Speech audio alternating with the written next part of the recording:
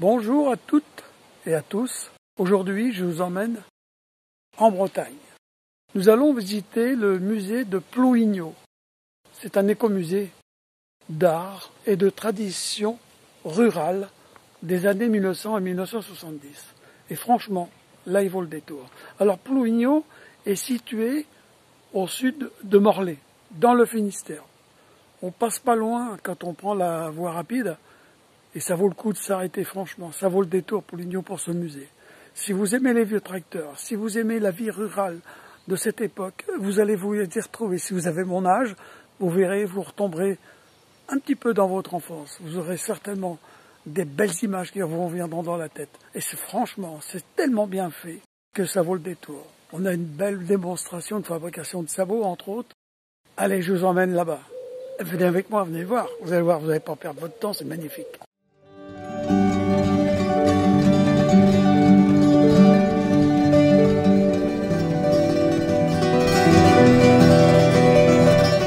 Abonne-toi à ma chaîne YouTube, c'est gratuit, abonne-toi.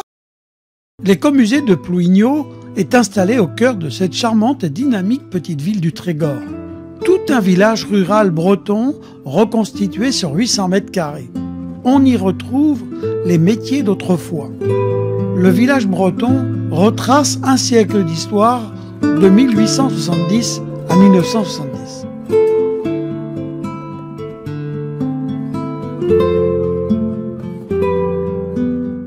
On peut observer une rue des métiers, sabotiers, menuiserie, forge. La maison permet d'imaginer la vie quotidienne de nos aïeux. Une salle d'école des années de 1940. Dans la cour, la maison du pain, la soue à porc, l'étable, la laiterie et l'écurie. On pourra découvrir un salon de coiffure, maroquinerie. Voilà pour le décor.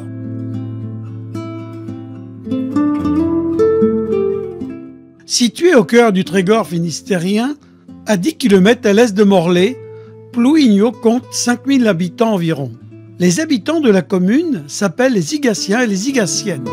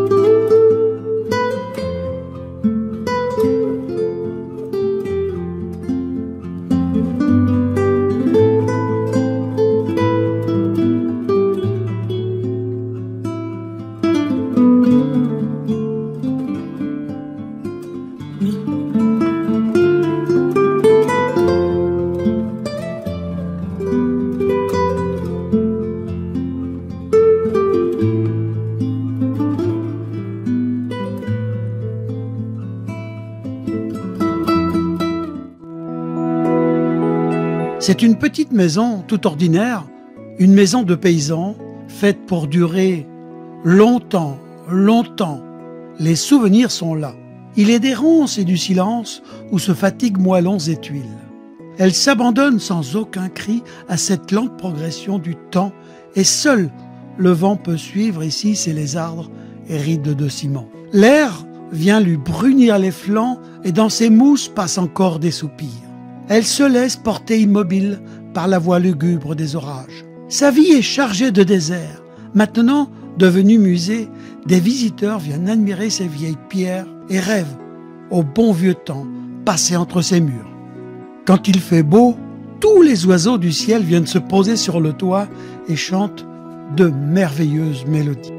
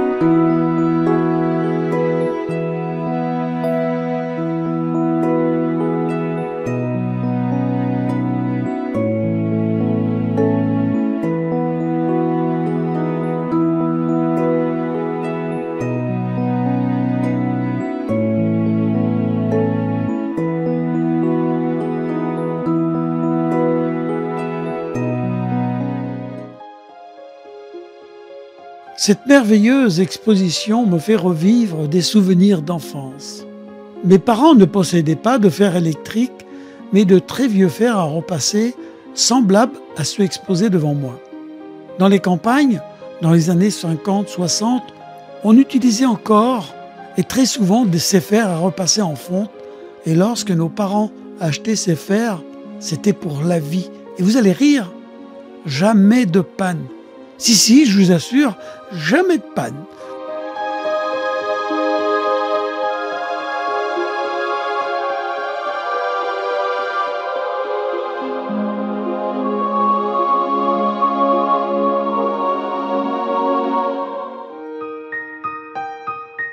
Coin, coin, coin, coin, coin, coin, coin. C'est un pingouin. Non, Aurore, c'est un canard. Waf, waf, waf. Un bouc. Non, Liana, c'est un chien. Miaou, miaou. C'est le hibou. Pas du tout, c'est le matou. I-un, I-un, I-un. C'est un cheval. Non, Liana, c'est un âne. Mais C'est un taureau. Non, Aurore, c'est une vache. La leçon d'aujourd'hui est maintenant finie. Demain, nous apprendrons à compter les moutons.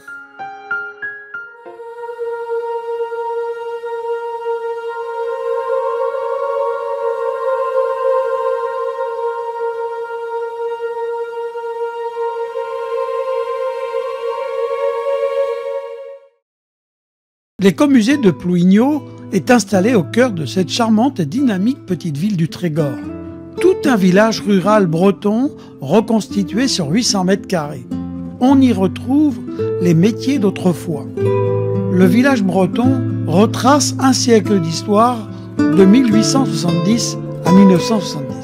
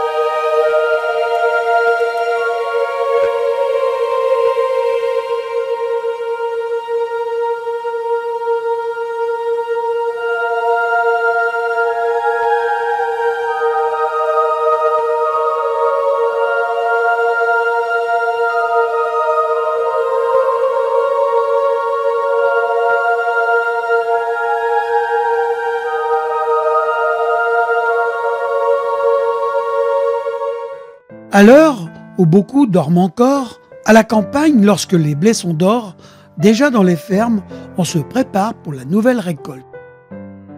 Les chevaux harnachés, l'aube pointe à peine, hommes et les bêtes sont déjà à l'unisson.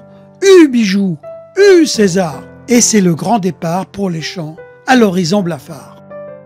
On va moissonner, que c'est bon, les outils, les fourches et les faux vont se confronter. La faucheuse mécanique va cliqueter, les chevaux sont vite en plein effort, des rires, des cris, des encouragements, les meules se construisent. Les gerbes de blé attendront le battage, d'autres, lancées avec précision, gramures et bottes de paille, rejoindront les silos et les greniers, remplis à foison. Tandis que la matinée va, au loin, les cloches de midi résonnent. Tous mangent avec appétit, les chevaux reçoivent leur juste et abondante pitance. L'après-midi s'élance, outils, machines, meules, hommes et femmes en ambiance. Ce jour de moisson durera jusqu'à la nuit tombée. Personne ne rechigne à la tâche, il faut bien faire la moisson, et c'est tout. Oui, une autre journée de dur labeur viendra. Quelques jours en plein soleil sur cette terre nourricière qui nous donne chaque année, chaque fois plus fiers, cette nourriture qui nous tient en bonne santé et en vie. Ceci est la campagne, dure, mais tellement généreuse.